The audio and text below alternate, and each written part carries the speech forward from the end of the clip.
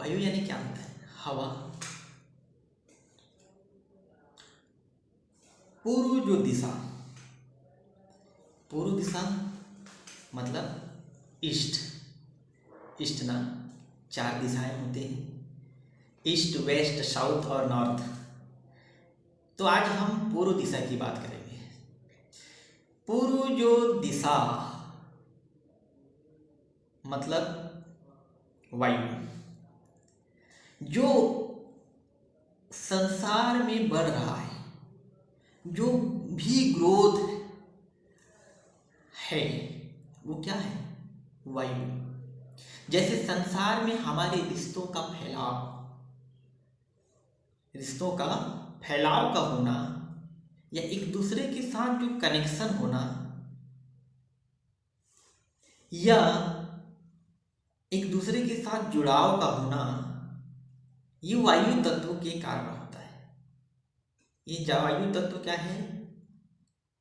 इसी के कारण होता है।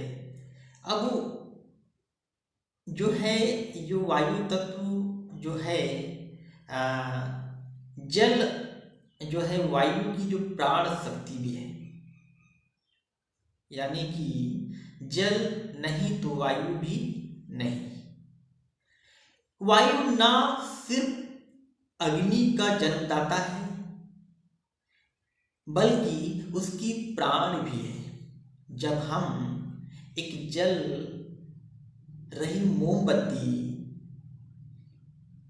के ऊपर उल्टा करके एक कांच का जार में या गिलास में रख देते हैं, तो मोमबत्ती क्या है, कुछ ही सेकंड में क्या हो जाता है?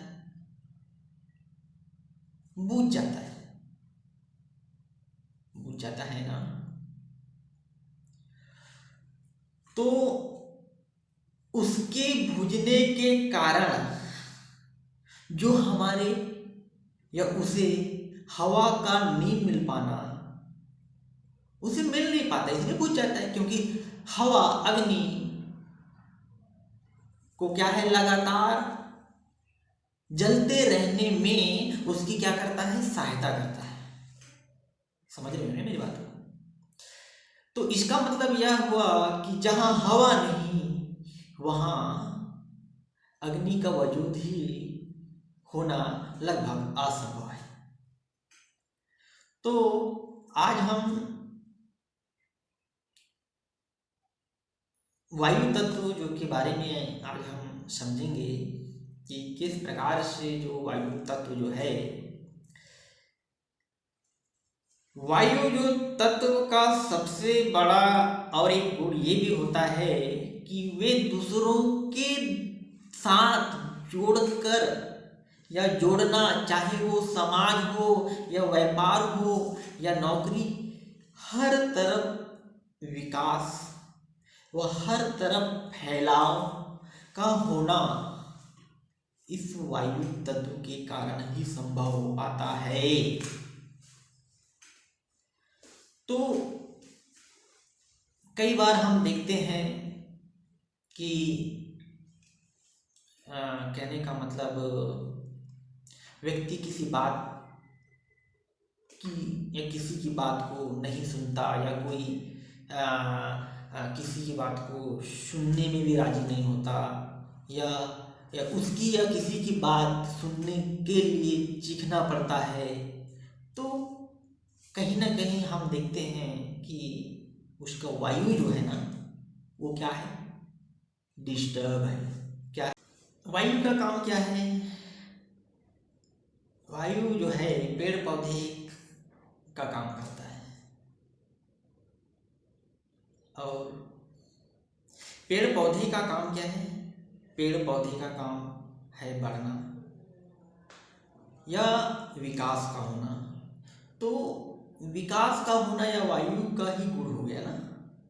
तो किसी या इसी तरह से किसी बच्चे का विकास का ना होना सही ढंग से, तो उसके घर में वायु तत्व जो है वो बिगड़ा हुआ है,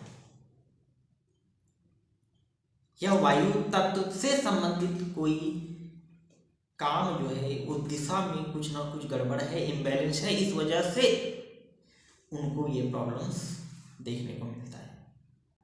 और अत्यधिक क्रोध का होना, बातों बातों पे चिल्लाना, चिल्लाने का मतलब उनके जिगर से, दिल से संबंधित जो है बीमारियों का भी होना, आँखों से संबंधित जो दिक्कतों का जो आना, बात बात पे रोने लगना, दृष्टि का कमज़ोर होना, और कई बार रंगों को पहचानने में भी असमर्थ का होना।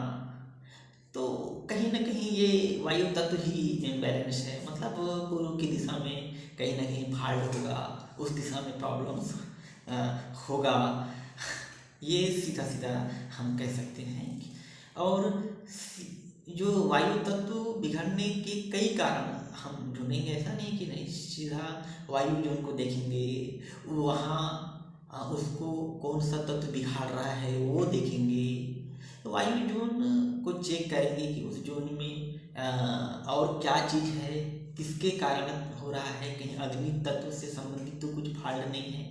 तो बहुत सारे ऐसी चीज़ें हमको देखना होगा, और उसके बाद ही हम जो है रिजल्ट तक जाएंगे, एक टेस्ट एक सही इस पे जाएंगे। तो बहुत चीज़ों को देखना होता है, किसी भी चीज़ का हम बारीकी से जब देखते हैं तो हर एक चीज़ को देखना होगा, उसमें वायु तत्व, आकाश तत्व के कारण तो वो डिस्टर्ब नहीं हुआ, क्योंकि पूर्व दिशा में ऐसे बहुत सारे कारण भी हो सकते हैं।